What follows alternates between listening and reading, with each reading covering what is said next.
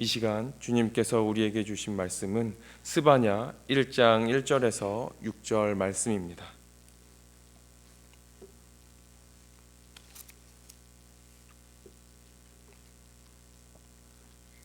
구약 성경 1305페이지입니다. 스바냐 1장 1절에서 6절 말씀입니다.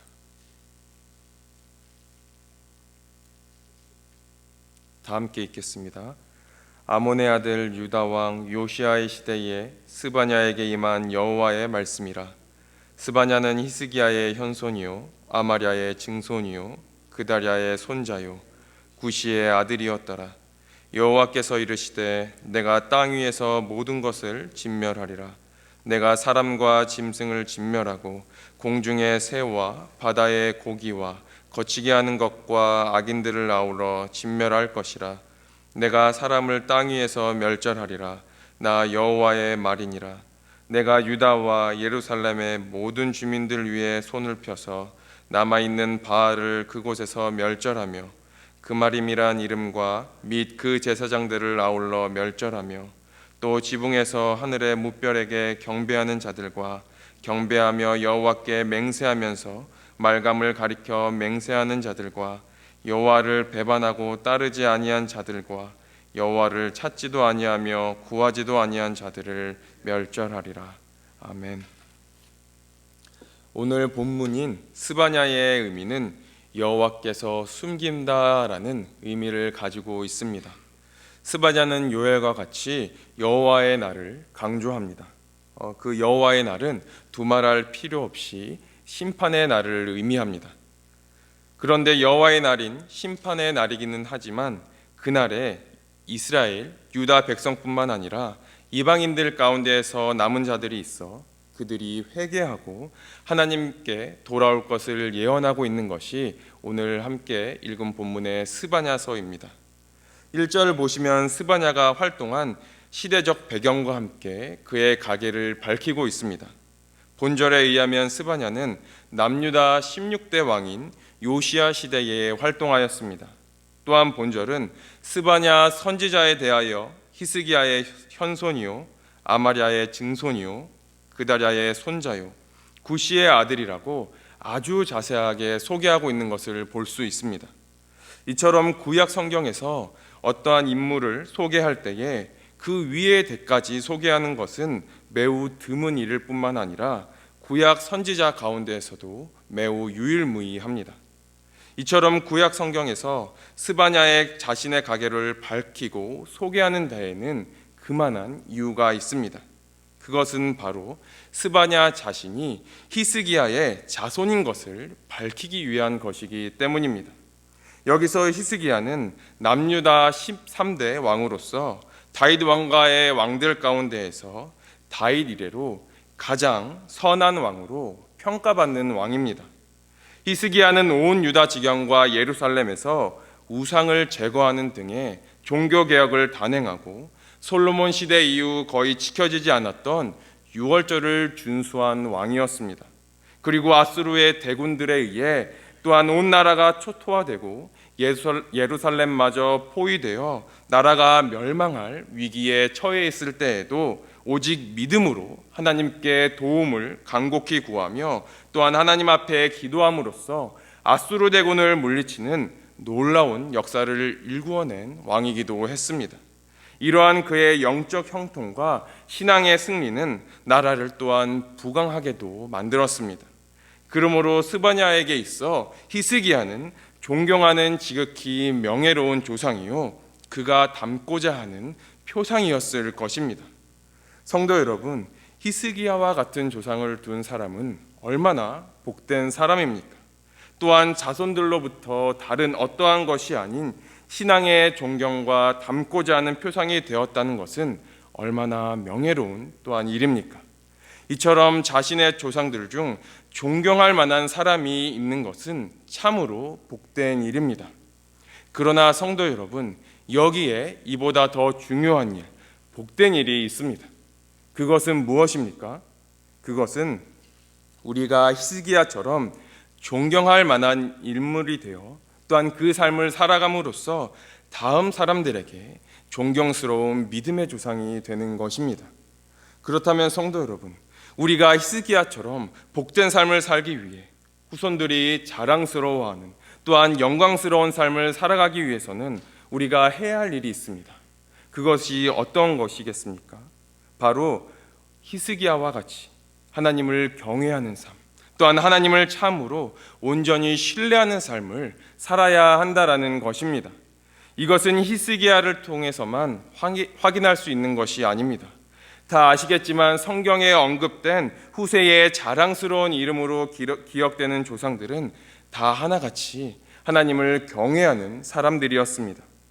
제가 온라인을 서치하던 중 다음 세대들이 교회를 나가지 않는 이유에 대해서 또한 서치한 것을 보게 되었습니다. 다음 세대들이 교회에 나가지 않는 이유들이 참 많이 있었습니다. 하지만 그 서치한 가장 많이 답을 한 것 중에 또한 눈에 띄는 답이 하나 있었는데, 그것은 다음 세대들이 교회에 나가지 않는 가장 큰 이유는 우리 부모님들이 예수를 믿고 교회에 나간다고 하지만 믿지 않은 사람들과 크게 다르게 행동하지 않고 있다라는 답이 가장 많이 있었습니다. 성도 여러분, 우리 다음 세대들의 신앙의 교육, 또한 신앙의 본을 배우고 또한 우리 다음 세대들이 온전히 하나님을 바라보고 나아갈 수 있는 가장 큰 이유는 우리 부모님과 가족, 그리고 여기 계신 우리 성도님들의 모습을 보고 하나님께 온전히 신뢰하고 하나님을 바라보고 어떠한 상황 가운데서도 흔들리지 않는 신앙을 가질 수 있는 것은 바로 여러분들, 또한 우리 부모님들과 가족입니다. 하나님께서는 경외하는 자, 하나님께서 온전히 하나님을 이름을 믿고 하나님을 의지하는 자, 하나님께 영광을 올려드리는 참 신앙의 삶을 결코 외면하지 않으십니다. 사랑하는 성도 여러분, 이것을 기억하시기를 바랍니다. 하나님을 참으로 경외하는 삶을 살고 하나님의 이름으로 온전히 하나님과 함께 영광을 올려드리며 복된 삶을 살 뿐만 아니라 다음 세대들에게까지 가장 선하고 은혜로운 신앙의 본을 끼치시는 여러분들 되시기를 주님의 이름으로 간절히 바랍니다. 우리 다음 세대들의 고백 가운데에 우리 부모님의 신앙을 보고 자랐다고, 또한 우리 가족의 신앙을 보고 자랐다고, 또한 여기에 계신 우리 성도님들의 신앙을 보고 하나님을 참 사랑하는 것을 알게 되었다고, 그 누구보다도 하나님께 영광 올려드리는 모습을 배우고 자랐다는 고백이 우리 다음 세대들의 입에 고백되어지는 삶을 살아가는 우리 여러분들 되시기를 주님의 이름으로 간절히 축복합니다. 또한 5절은 계속해서 하나님께서 멸절하실 대상에 대하여 말씀하고 있습니다. 여기서 하나님께서 멸절하실 것으로 말씀하는 대상은 두 부류의 우상 숭배자들입니다. 그리고 우리가 여기서 주목해야 할 사실이 있는데, 유다 백성들 중에 여호와께 맹세하면서 말감을 가리켜 맹세한 자들도 있었다라는 것입니다. 여기서 말감을 맹세의 보증으로 삼았다는 것은 말감을 숭배하였다라는 의미의 표현으로 사용되기도 합니다. 그리고 말감은 당시 사악한 모든 이방 종교의 우상들을 대표하는 표현으로 사용되었습니다. 즉 유다 백성들은 겉으로는 여호와 하나님을 경배하고 섬긴다고 말하면서도 실제로는 하나님을 완전히 신뢰하지 못하므로 말감도 우상 숭배도 동시에 같이 섬겼다라는 것을 의미하는 것입니다. 사실 역사적으로 우리가 성경을 통해 살펴보면 이스라엘 백성들은 단 한 번도 하나님을 버린 때가 없었습니다. 그럼에도 구약시대의 선민들이 지탄받는 이유가 있습니다. 그것은 그들이 오직 하나님을 완전히 섬기지 않았다라는 것입니다. 그들은 항상 하나님과 우상 사이에서 머뭇거리는 마음이 있었습니다. 즉 이스라엘 백성들은 온전히 하나님을 향한 한 마음을 품은 것이 아니라 하나님과 우상 두 마음을 동시에 품었다라는 것입니다. 우리의 시각으로 보기에 이들은 6절에서 언급하는 자들, 곧 하나님을 배반하고 따르지 않은 자들과 여호와를 찾지도 아니하며 구하지 아니한 자들보다 낫다라고 이야기할 수도 있습니다. 하지만 성도 여러분, 하나님은 당신과 우상을 함께 섬기는 것을 당신을 완전히 배반한 것 이상 가증스럽게 여기십니다. 그리하여 그처럼 두 마음을 품은 자들을 절대로 용서하지 않으시는 것이 바로 하나님이십니다. 하나님과 우상을 함께 섬기는 자들은 그래도 나는 하나님을 섬기지 않았느냐라고 이야기하며 항변할 수 있을진 모르지만 그럴수록 더욱 하나님께서는 용서하지 않으시고 그들을 향한 진노함을 가지고 있으실 뿐이십니다. 그러므로 성도 여러분, 물론 오늘날 하나님을 섬기면서 다른 우상들을 섬기는 사람들을 보지는 못하였을 것입니다. 그러나 우상이라는 것이 무엇입니까? 우상의 본질은 하나님을 사랑하고 하나님처럼 다른 것을 의지하게 만드는 것이 우상인 것입니다. 오늘날 세상 사람들은 다른 무엇보다도 재물, 명예, 권력, 쾌락 등을 신처럼 떠받들고 있습니다. 그들은 자신들이 추구하는 것을 위해 자기의 모든 것을 다 바칠 준비가 되어 있는 것처럼 또한 보일 때도 있습니다. 하지만 성도 여러분, 이러한 모습들이 교회 안에서도 하나님을 섬긴다고 고백하지만 세상 사람들처럼 재물과 또한 권력과 또한 명예들을 추구하는 사람들이 있는 것을 우리는 때론 종종 볼 때도 있습니다. 이처럼 하나님을 믿는다고 하지만 세상의 것을 마음에 두고 세상의 것을 섬기는 자를 가리켜 성경은 두 마음을 품은 자라고 이야기를 합니다. 그렇다면 성도 여러분, 여러분과 저는 어떻습니까? 오직 하나님만을 생각하고 하나님만을 한 마음으로 품고 오직 하나님만을 의지하며 이 세상 가운데에 하나님의 백성으로 하나님만을 섬기며 나아가고 계십니까? 바라기는 우리 성도 여러분, 우리 모두 오직 전지전능하시고 우리를 창조하신 하나님을 오직 한 마음으로 사랑하고 한 마음으로 품고 오직 하나님만을 섬기시는 모두가 되시기를 주님의 이름으로 간절히 축복합니다. 하지만 성도 여러분, 사단은 끊임없이 우리를 유혹할 것입니다. 하나님만을 섬기는 것이 아니라 하나님만을 찬양하는 것이 아니라 세상의 것을 생각하고 세상의 것을 우리의 마음으로 품으라고 언제나 우리를 유혹할 것입니다. 이 유혹 가운데서 온전히 기도함으로 하나님만을 바라보고 하나님 말씀에 순종함으로 온전히 사단의 유혹을 뿌리치시고 온전히 하나님만을 바라보고 나아가는 우리 성도님들 되시기를 주님의 이름으로 간절히 바랍니다.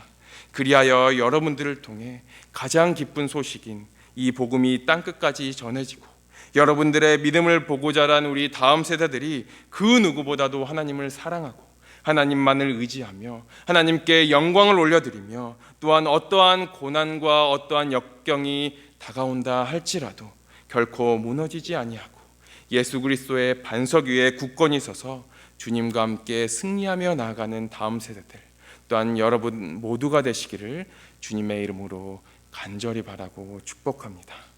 기도하겠습니다. 살아계신 하나님 아버지,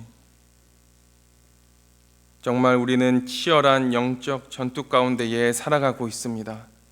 사단은 하나님을 한 마음으로 품으라고 이야기하지 않습니다.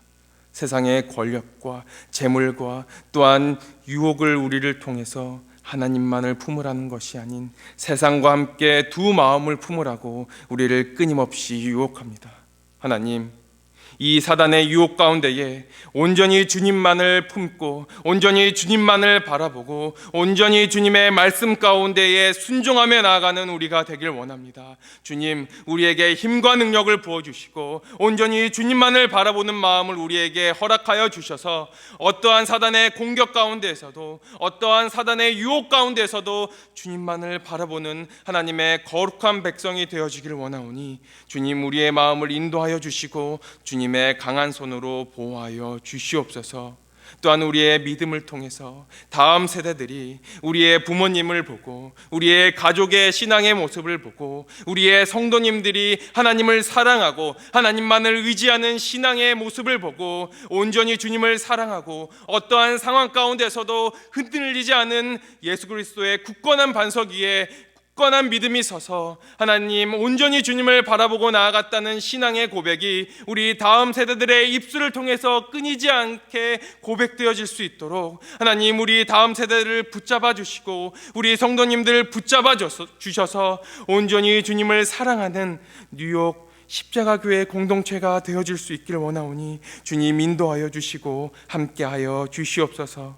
오늘 삶 가운데서도 언제나 우리의 삶을 통해 주님 홀로 영광 받아주시고 온전히 주님께서 주신 직분과 사명을 감당함으로 온전히 주의 이름이 영화롭게 되는 오늘의 삶이 되길 원합니다. 주님 함께하여 주시고 인도하여 주시옵소서.